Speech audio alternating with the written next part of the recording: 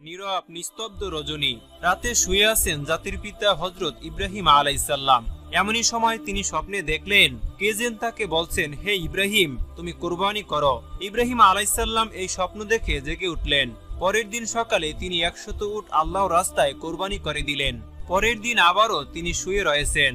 আবার ভেসে আসলো সেই দৈব বাণী, কে যেন তাকে বলছেন, হে ইব্রাহিম, তুমি আল্লাহর রাস্তায় কোরবানি করো। পরের দিন সকালে আবার হযরত ইব্রাহিম আলাইহিসসালাম 100 উট আল্লাহর রাস্তায় কোরবানি করে দিলেন। কিন্তু হায়, মনে হয় আল্লাহ পাক রব্বুল আলামিনের দরবারে তার এই কোরবানি কবুল হয়নি। তাই পরের দিন তিনি আবার যখন বিছানায় শায়িত রয়েছেন, তখন আবার ভেসে আসলো সেই দৈব বাণী, হে ইব্রাহিম, তুমি কোরবানি করো। কে যেন বারবার তাকে বলছে, হে ইব্রাহিম, তুমি আল্লাহর রাস্তায় তোমার সবচাইতে প্রিয় বস্তুটিকে কোরবানি করো। পরের দিন সকালে হযরত ইব্রাহিম আলাইহিসসালাম ভাবতে লাগলেন, আমি পরপর 2 দিন 200 উট আল্লাহর রাস্তায় কোরবানি করলাম, কিন্তু আল্লাহ কি আমার এই কোরবানি কবুল করলেন না? তাহলে কি চাচ্ছেন? আল্লাহ পাক রব্বুল আলামিন আমার থেকে অনেক ভাবার পরে ইব্রাহিম আলাইহিসসালাম দেখলেন আল্লাহ পাক রব্বুল আলামিন আমাকে স্বপ্নে বলেছেন, হে ইব্রাহিম, তুমি তোমার জীবনের সবচাইতে প্রিয় বস্তুটিকে আমার রাস্তায় কোরবানি করো। এই পৃথিবীতে আমার সবচাইতে প্রিয় বস্তু হলো আমার সন্তান ইসমাইল। হযরত ইব্রাহিম আলাইহিসসালামের বয়স যখন 86 বছর ছিল, তখন হযরত ইসমাইল আলাইহিসসালাম তার গৃহে পয়দা হয়েছিলেন। আর এই সন্তানটি ছিলেন ইব্রাহিম আলাইহিসসালামের সবচাইতে প্রাণের ও মহব্বতের সন্তান। কেননা এত বার্ধক্য বয়সে তিনি একটি সন্তান লাভ করেছিলেন। এই সন্তানটি ছিল তার বংশধারা জারি রাখার একমাত্র মাধ্যম। কিন্তু আল্লাহ পাক রব্বুল আলামিন যখন তাকে এই প্রিয় সন্তানটি কুরবানি করার জন্য বারবার তাকে আদেশ দিলেন, ইব্রাহিম আলাইহিসসালাম মনে মনে দৃঢ় সংকল্প করে বললেন, এটাই যদি আল্লাহর অভিপ্রায় হয়, তাহলে যে ইসমাইলকে তার রাস্তায় কুরবানি করতে হবে, তাহলে আমি পিছপা হব না। আল্লাহ পাক রব্বুল আলামিনের মহব্বত ও ভালোবাসা পাওয়ার পথে দুনিয়ার কোনো কিছুই আমার জন্য বাধা হয়ে দাঁড়াতে পারবে না। এরপরে আল্লাহর নবী হযরত ইব্রাহিম আলাইহিসসালাম তার একমাত্র পুত্র ইসমাইলকে আল্লাহর রাস্তায় কুরবানি করার জন্য দৃঢ় সংকল্প করলেন। যেই ভাবা সেই কাজ। ইব্রাহিম আলাইহিসসালাম তার সন্তান বালককে ইসমাইলকে ডেকে বললেন, হে বৎস, তুমি গোসল করে সুন্দর সুসজ্জিত কাপড় পরে তৈরি হয়ে নাও, আমি তোমাকে নিয়ে একটি দাওয়াতে যাব। শিশু ইসমাইল আলাইহিসসালাম ছোটবেলা থেকেই আত্মীয় স্বজন ও পিতার মহব্বত ছাড়াই লালিত পালিত হয়েছিলেন। ছোটবেলা থেকেই পিতা তার সঙ্গে ছিল না। যখন বালক ইসমাইল আলাইহিসসালাম শুনলেন পিতা তাকে নিয়ে এক জায়গায় দাওয়াতে যাবেন, বালক ইসমাইল মনের আনন্দে নেচে উঠল। তখন তিনি মাতা হাজেরার কাছে গিয়ে বললেন, আম্মাজান, আপনি কি শুনছেন? আব্বাজান আমাকে কি বলছে? আমাকে নিয়ে তিনি নাকি এক জায়গায় দাওয়াত খেতে যাবে। ও আম্মাজান, আপনি তাড়াতাড়ি করে আমাকে গোসল করিয়ে দিন, আমার উত্তম পোশাক সজ্জিত করে দিন, আমি আব্বার সাথে দাওয়াত খেতে যাব। তখন ইসমাইল আলাইহিসসালাম বললেন, আমার যে আর তর সইছে না। তখন বিবি হাজেরা বললেন, সত্যি কি তিনি তোমাকে নিয়ে দাওয়াত খেতে যাবে? হযরত ইসমাইল আলাইহিসসালাম বললেন, আপনি তাকে জিজ্ঞেস করে দেখুন না। এরপরে বিবি হাজেরা আলাইহিসসালাম ইব্রাহিম আলাইহিসসালামকে জিজ্ঞাসা করলেন, ও আমার প্রাণের স্বামী, আমি কি শুনলাম আপনি নাকি ইসমাইলকে নিয়ে একটি দাওয়াতের কাজে যাবেন এবং দাওয়াত খেতে যাবেন? ইব্রাহিম আলাইহিসসালাম বললেন, ও হাজেরা, তুমি ঠিকই শুনছো, ইসমাইলকে গোসল করিয়ে সুন্দর পোশাক পরিয়ে সুসজ্জিত করে দাও, আমি তাকে নিয়ে এক দাওয়াতে যাব। প্রিয় দর্শক, অনেকের মনে হতে পারে হযরত ইব্রাহিম আলাইহিসসালাম আল্লাহর নবী হয়ে বিবি হাজেরা ও ইসমাইল আলাইহিসসালামের সাথে একটা মিথ্যা কথা বলেছেন, কিন্তু মূলত জাতির পিতা ইব্রাহিম আলাইহিসসালাম তাদের সাথে মিথ্যা কথা বলেননি। গভীরভাবে যদি চিন্তা করা হয়, তাহলে ইব্রাহিম আলাইহিসসালামের এই কথাটি সঠিক ও বাস্তবসম্মত ছিল। কেননা তিনি তো ইসমাইল আলাইহিসসালামকে নিয়ে আল্লাহ পাক রব্বুল আলামিনের একটি দাওয়াতেই যাচ্ছিলেন। এরপরে বিবি হাজেরা আলাইহিসসালাম বালক ইসমাইলকে উত্তম রূপে গোসল করিয়ে সুন্দর পোশাক পরিয়ে সুসজ্জিত করে ইব্রাহিম আলাইহিসসালামের কাছে নিয়ে আসলেন। অতঃপর তাকে স্বামীর হাতে তুলে দেওয়ার পূর্বে বললেন, ও আমার প্রাণের স্বামী, ইসমাইলকে আমি ছোট থেকে এই পর্যন্ত লালন পালন করেছি, কিন্তু এর মধ্যে আমি তাকে একটিবারের জন্য আমার দৃষ্টির আড়াল হতে দেইনি। ও আমার প্রিয় স্বামী, আপনি সব সময় তাকে দেখে রাখবেন, কখনোই আপনি তাকে আপনার চোখের আড়াল করবেন না, যতক্ষণ পর্যন্ত না আপনি আর ইসমাইল আলাইহিসসালাম আমার কাছে ফিরে আসছেন। ততক্ষণ পর্যন্ত আমি উদ্বিগ্ন থাকব এবং আপনার পথ পানে সেই থাকব। আমি আপনার এবং আমার পুত্রের পানে সেই আমার সময় কাটাবো। হযরত ইব্রাহিম আলাইহিসসালাম বিবি হাজেরার এই কথা শুনে কোনো কিছু উত্তর করল না। তার হৃদয়ের মধ্যে এক তুফান বয়ে যাচ্ছিল। তিনি মুখ ফুটে কোনো কথা বিবি হাজেরাকে বলতে পারছিল না। তার অশ্রু যেন দুচোখ বেয়ে বেরিয়ে আসতে চাচ্ছিল, কিন্তু তিনি তার অশ্রুগুলোকে আল্লাহ পাক রব্বুল আলামিনের মুহাব্বতের দরিয়ায় চাপা দিয়ে রেখেছিলেন। এরপরে হযরত ইব্রাহিম আলাইহিসসালাম বালক ইসমাইলকে নিয়ে চলতে লাগলেন মিনার পাহাড়ের দিকে। অভিশপ্ত ইবলিস যখন দেখল জাতির পিতা হযরত ইব্রাহিম আলাইহিসসালাম আল্লাহ পাক রব্বুল আলামিনের আদেশ পালনার্থে একমাত্র পুত্র সন্তানকে জবেহ করার জন্য তিনি দৃঢ় সংকল্প করেছে, তখন তার আর সহ্য হলো না। সে বলতে লাগলো, হায় রে, আমি ইবলিস মানবজাতির জন্য আমি বেহেশত থেকে বহিষ্কৃত হয়েছি এবং আমি চির মরদুদ ও জাহান্নামী হয়েছি। আর সেই মানবজাতির একজন সন্তান ইব্রাহিম আল্লাহ পাক রব্বুল আলামিনের আদেশ পালন করে তার প্রিয়জন হবে, এটা আমি কিভাবে সহ্য করব? কোনোভাবেই এটা হতে দেওয়া যাবে না। যে করেই হোক ইব্রাহিমকে এই কাজ থেকে ফিরিয়ে রাখতেই হবে। তাই ইবলিস তার চক্রান্ত ও ষড়যন্ত্র বাস্তবায়নের জন্য সর্বপ্রথম বিবি হাজেরা আলাইহিসসালামের কাছে একজন ভালো মানুষের বেশ ধরে উপস্থিত হলো। বিবি হাজেরা আলাইহিসসালাম এর কাছে গিয়ে ইবলিস বলল, ও হাজেরা, তুমি কি জানো তোমার স্বামী ইব্রাহিম তোমার সন্তানকে কোথায় নিয়ে যাচ্ছেন? তখন বিবি হাজেরা আলাইহিসসালাম বললেন, কেন? তিনি তাকে একটি দাওয়াতে নিয়ে যাচ্ছেন। তখন ইবলিস বলল, আমি এতদিন ঠিকই শুনেছি নারী জাতি অত্যন্ত সহজ ও সরল। তাদেরকে যে কোনো মিথ্যা কথা বলে ও প্রতারণামূলক কথা বলে ধোঁকা দেওয়া যায়। তোমাদের স্বামী তোমাকে ধোঁকা দিয়েছে। বিবি হাজেরা আলাইহিসসালাম শয়তানের মুখের এই কথা শুনে বলল, তুমি এ কেমন কথা বলছো? আমার স্বামী আল্লাহর নবী, তিনি কিভাবে আমাকে ধোঁকা দিতে পারেন? আমি তোমার কথা বিশ্বাস করি না। আর সত্যি করে বলো তো তুমি কে এবং কি উদ্দেশ্যে আমার স্বামীর বিরুদ্ধে তুমি আমাকে প্রসারিত করছো? তুমি এখনই আমার কাছ থেকে দূর হয়ে যাও। ইবলিস বলল, ও হাজেরা, এখন তো তুমি অত্যন্ত তেজের সাথে কথা বলছো, কিন্তু কালকে যখন দেখতে পাবে সত্যি ইব্রাহিম তার সন্তান ইসমাইলকে জবেহ করে দিয়েছে, তখন দেখা যাবে তোমার এত তেজ কোথায় থাকে। বিবি হাজেরা এবার বিরক্ত হয়ে বললেন, আচ্ছা তুমি কি বলতে যাচ্ছ, একটু খুলে বলো তো। শয়তান তখন বলল, আমি সে কথা বলার জন্যই তোমার কাছে এসেছি। তখন বিবি হাজেরা বললেন, তুমি কি আমাকে বুঝিয়ে বলতে পারো এর কি কোনো যুক্তি হয়? একজন পিতা কেন তার একমাত্র নিরপরাধ সন্তানকে জবেহ করবে? শয়তান বলল, ও হাজেরা, ইব্রাহিম খামাখা ইসমাইলকে জবেহ করে না। আল্লাহ পাক রব্বুল আলামিন তাকে নির্দেশ দিয়েছেন তিনি যেন ইসমাইলকে তার রাস্তায় জবেহ করে। সে কারণেই ইব্রাহিম আলাইহিসসালাম তোমার পুত্র ইসমাইলকে জবেহ করতে মিনার পাহাড়ের দিকে নিয়ে যাচ্ছে। এখনো সময় আছে, তুমি তাড়াতাড়ি করে ইসমাইলকে তার হাত থেকে রক্ষা করো, নাইলে দেখবে ইব্রাহিম তোমার পুত্র ইসমাইলকে আল্লাহর আদেশ পালন করতে গিয়ে জবেহ করে ফেলবে। তখন বিবি হাজেরা এবার শয়তানের কথা শুনে বললেন, আল্লাহ পাক রব্বুল আলামিন দুনিয়ার এতগুলো মানুষের মধ্য থেকে যদি আমার পুত্র ইসমাইলকে তার রাস্তায় জবেহ করার জন্য কবুল করে থাকেন, তাহলে এর চাইতে বড় সৌভাগ্যের বিষয় তো আমার জন্য আর কিছুই হতে পারে না। শুধু একজন ইসমাইল নয়, আল্লাহ পাক রব্বুল আলামিন যদি আমাকে হাজার হাজার সন্তান দিতেন, আর সেই হাজার হাজার সন্তানকেও যদি আল্লাহ পাক রব্বুল আলামিনের রাস্তায় কুরবানি করার জন্য আল্লাহ পাক রব্বুল আলামিন যদি আমাদেরকে আদেশ দিতেন, আমি খুশি মনে তাদের সকলকেই আল্লাহ পাক রব্বুল আলামিনের রাস্তায় জবেহ করে উৎসর্গ করে দিতাম। আমি বুঝতে পেরেছি তুমি মরদুদ, তুমি ইবলিস, আর তুমি আমাকে ধোঁকা দিতে ও প্ররোচিত করতে এখানে এসেছো। আমি তোমার কাছ থেকে আল্লাহর আশ্রয় প্রার্থনা করছি। তিনি বললেন, আউযু বিল্লাহি মিনাশ শাইতানির রাজিম, লা হাওলা ওয়ালা কুওয়াতা ইল্লা বিল্লাহিল আলিয়্যুল আযীম। ও ইবলিস, তুমি এখনই আমার চোখের সামনে থেকে দূর হয়ে যাও। বিবি হাজেরা আলাইহিসসালামের এই তেজোতীপ্ত বক্তব্য শুনে ইবলিস আর তার কাছে টিকতে পারল না। অতঃপর সে সেখান থেকে পাগলা কুকুরের মতো লেজ গুটিয়ে পালিয়ে গেল।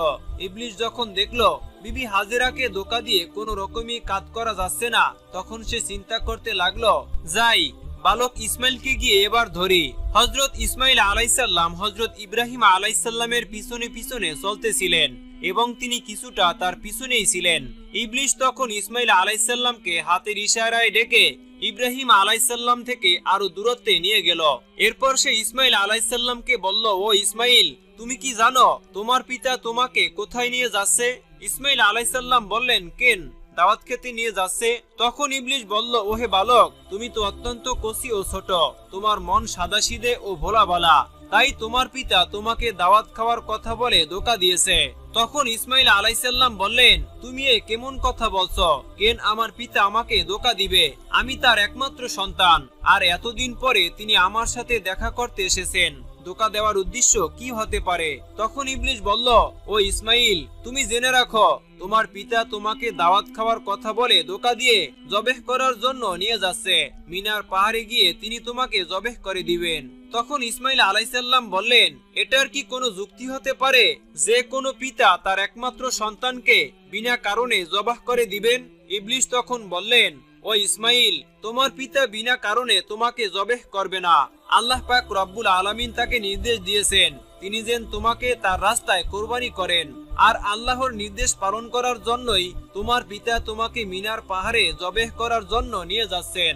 তখন ইসমাইল আলাইহিসসালাম বললেন, আল্লাহ পাক রব্বুল আলামিন এই দুনিয়াতে এত এত মানুষের মধ্য হতে যদি আমাকেই তার রাস্তায় জবেহ করার জন্য কবুল করে থাকেন, তাহলে এর চাইতে বড় সৌভাগ্যের বিষয় আর কি বা হতে পারে?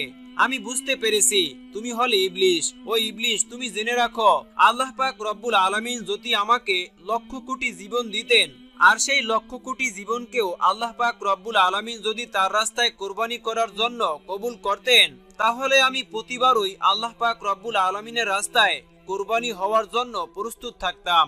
ও ইবলিশ, তুমি আমার কাছ থেকে এখনই দূর হয়ে যাও, আমি তোমার থেকে আল্লাহর কাছে আশ্রয় প্রার্থনা করছি। তখন ইসমাইল আলাইহিসসালাম বললেন, আউযু বিল্লাহি মিনাশ শাইতানির রাজিম। এরপরে হযরত ইসমাইল আলাইহিসসালাম ইবলিশকে লক্ষ্য করে পাথর মারতে লাগলেন। ইসমাইল আলাইহিসসালামের সেই স্মৃতির স্মরণ করে আজ পর্যন্ত হাজিরা হজে গিয়ে সেই শয়তানের গায়ে পাথর নিক্ষেপ করে। এরপরে হযরত ইব্রাহিম আলাইহিসসালাম পুত্র ইসমাইলকে নিয়ে মিনা প্রান্তরে উপস্থিত হলেন। তাফসিরে রুহুল মানিতে রয়েছে, ইসমাইল আলাইহিসসালামকে জবেহ করার পূর্বে জাতির পিতা হযরত ইব্রাহিম আলাইহিসসালাম তার সাথে একটি পরামর্শ করে নিতে চাইলেন। কুরআনের ভাষায় ইব্রাহিম আলাইহিসসালামের সেই পরামর্শের বাক্যগুলি ছিল এইরূপ। তিনি বললেন, ফালাম্মা বালাগা মাহুস সায়া ক্বালা ইয়া বুনাইয়া ইন্নী আরা ফিল মানাম ইন্নী আযবাহুকা ফানজুর মাযা তারা ক্বালা ইয়া আবাতি ইফআল মা তু'মার সাতাজিদুনি ইনশাআল্লাহু মিনাস সাবিরিন। তিনি বললেন, হে আমার বৎস, আমি স্বপ্নে দেখছি যে আমি তোমাকে জবেহ করছি, এখন তোমার অভিমত কি বলো? তখন ইসমাইল আলাইহিসসালাম বলল, হে আমার পিতা, আপনি যা আদিষ্ট হয়েছেন তাই করুন। আল্লাহ ইচ্ছা করলে আপনি আমাকে ধৈর্যশীলদের অন্তর্ভুক্ত পাবেন। হযরত ইসমাইল আলাইহিসসালামের এইরূপ জবাব শুনে ইব্রাহিম আলাইহিসসালাম অত্যন্ত খুশি হলেন। তারপর ইসমাইল আলাইহিসসালাম তার পিতাকে লক্ষ্য করে বললেন, ওহে আব্বাজান, আপনি তো আমাকে জবেহ করে দিবেন, তার পূর্বে আমার কয়েকটি অনুরোধ রয়েছে, আপনি কি দয়া করে আমার সেই অনুরোধগুলি রক্ষা করবেন? তখন ইব্রাহিম আলাইহিসসালাম বললেন, বৎস, তুমি তোমার আরজিগুলো পেশ করতে পারো, আমি সেগুলিকে যথাসাধ্য রক্ষা করার চেষ্টা করব। তখন হযরত ইসমাইল আলাইহিসসালাম বললেন, ওহে আব্বাজান, আমাকে জবেহ করার পূর্বে আমার হাত পা উত্তম রূপে বেঁধে নিবেন। দেখা যায় জবেহ করার সময় জীব জন্তুগুলি তাদের হাত পা ছোড়াছুরি করে, তেমনি ভাবে মৃত্যু যন্ত্রণা সহ্য করতে না পেরে আমিও যদি আমার হাত পা গুলি ছোড়াছুরি করি, তা যদি আপনার শরীরে লেগে যায়, এতে আমার বেয়াদবি হবে। আর আমি চাই না মৃত্যুর পূর্বে আমার পিতার সাথে আমি বেয়াদবি করি। অতএব হে আব্বাজান, আপনি আমার এই অনুরোধ রক্ষা করবেন। আর দ্বিতীয়ত হলো, আমাকে জবেহ করার সময় আপনি আমার চক্ষুদয় ভালোভাবে কাপড় দ্বারা বেঁধে নিবেন, কেননা জবেহ করার সময় যদি আমার দৃষ্টি আপনার চেহারায় পড়ে, তাহলে আমার প্রতি আপনার দয়া হবে, যাতে আপনার জবেহের কাজে ব্যাঘাত সৃষ্টি হবে। আমি চাই না আমার চেহারার কারণে আপনি আল্লাহ পাক রব্বুল আলামিনের আদেশ পালন করতে কোনরূপ বাধার সম্মুখীন হন। আর তৃতীয়ত হলো, আমার যে আবদার তা হলো, কোরবানি করার পরে যখন আপনি গৃহে প্রত্যাবর্তন করবেন, তখন আমার রক্তমাখা জামা কাপড়গুলি নিয়ে আমার জনম দুঃখিনী আম্মার নিকট সমর্পণ করবেন এবং তাকে আমার সালাম জানাবেন, আর বলবেন যে তার এই ত্যাগের বিনিময়ে আমরা একত্রে বেহেশতে অবস্থান করতে পারবো। এবং তাকে আরো বলবেন যে আল্লাহ পাক রব্বুল আলামিন তার নির্দেশ পালন করার যে তৌফিক আমাদেরকে দিয়েছেন, তার জন্য তিনি যেন শুকরিয়া আদায় করেন এবং তিনি যেন আমার জন্য কোনরূপ দুঃখ প্রকাশ না করেন। পুত্রের মুখে এই কথাগুলো শ্রবণ করে হযরত ইব্রাহিম আলাইহিসসালাম অত্যন্ত সন্তুষ্ট হলেন। তিনি তার অস্থিনের নিচে পূর্বেই একগাছা দড়ি ও একখানা ছুরি লুকিয়ে রেখেছিলেন। তারপর তিনি সেই দড়ি বের করে হযরত ইসমাইল আলাইহিসসালামের হাত ও পা ভালোমতো বেঁধে নিলেন। এরপরে তার চোখে একখানা কাপড় বেঁধে নিলেন। তারপর হযরত ইসমাইল আলাইহিসসালামকে জবেহ করার জন্য মাটিতে শুইয়ে দিলেন।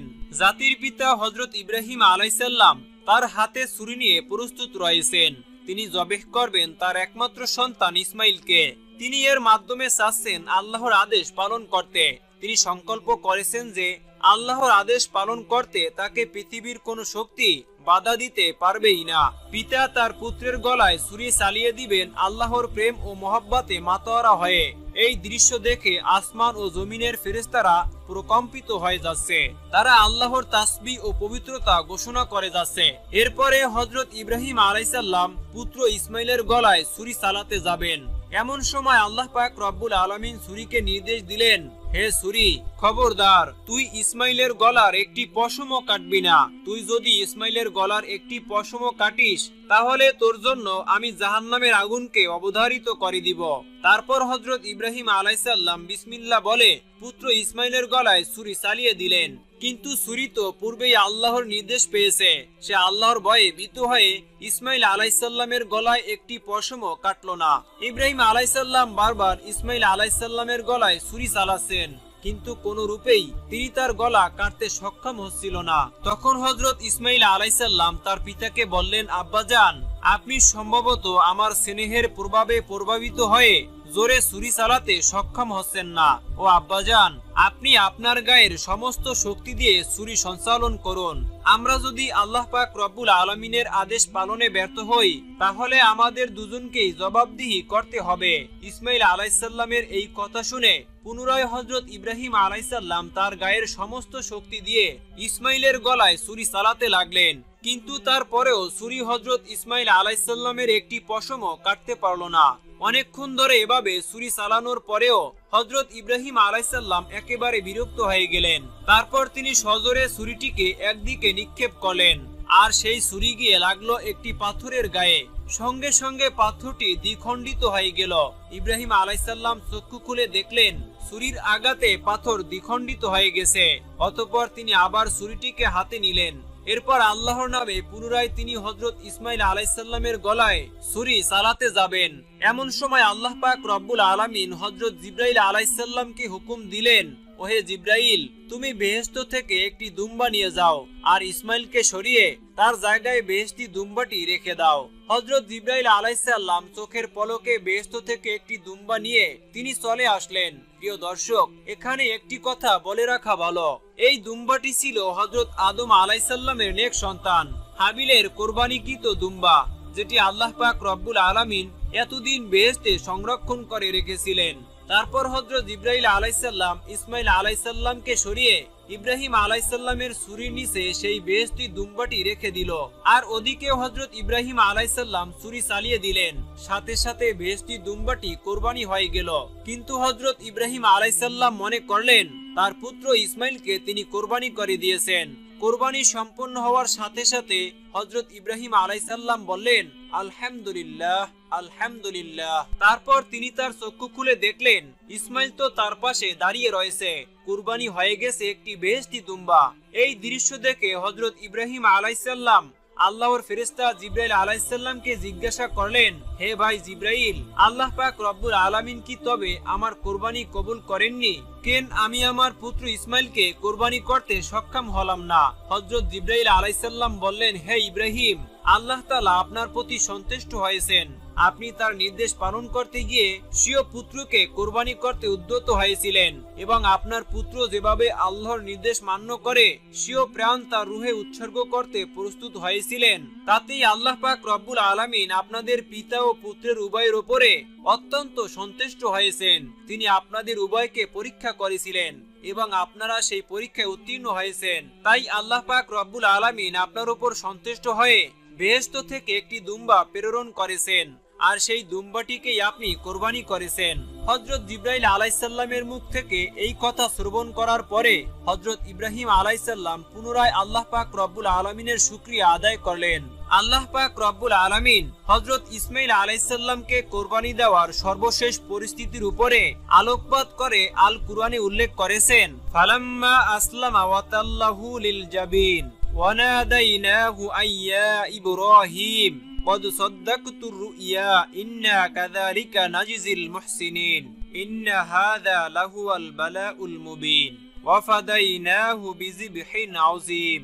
আল্লাহ পাক রব্বুল আলামিন বললেন, অতঃপর তারা যখন উভয় আল্লাহ পাক রব্বুল আলামিনের অনুগত্য প্রকাশ করল এবং ইব্রাহিম তার পুত্রকে জবেহ করার জন্য কাঁধ করে শায়িত করল, আর তখনই আমি তাকে আহ্বান করে বললাম, হে ইব্রাহিম, তুমি তোমার স্বপ্নের আদেশ সত্যি পালন করলে, আর এভাবেই আমি সৎকর্ম পরায়ণদেরকে পুরস্কৃত করে থাকি। নিশ্চয়ই এটা ছিল একটা স্পষ্ট পরীক্ষা, আর আমি তার পরিবর্তে এক হৃষ্টপুষ্ট জন্তু জবেহ করেছিলাম এবং আমি তা পরবর্তীদের জন্য নিদর্শন করে রেখেছি। ইব্রাহিমের উপর শান্তি বর্ষিত হোক। এভাবেই আমি সৎকর্ম পরায়ণদেরকে পুরস্কৃত করে থাকি। প্রিয় দর্শক, এই ছিল হযরত ইব্রাহিম আলাইহিসসালাম কর্তৃক তার পুত্র ইসমাঈল আলাইহিসসালামকে কুরবানি দেওয়ার কাহিনী। আল্লাহ পাক রব্বুল আলামিন জাতির পিতা হযরত ইব্রাহিম আলাইহিসসালামের এই ত্যাগ তিতিক্ষা ও আল্লাহর প্রেম থেকে আমাদেরকেও শিক্ষা লাভ করার তৌফিক দান করুন। সকলেই কমেন্ট বক্সে লিখুন আমিন।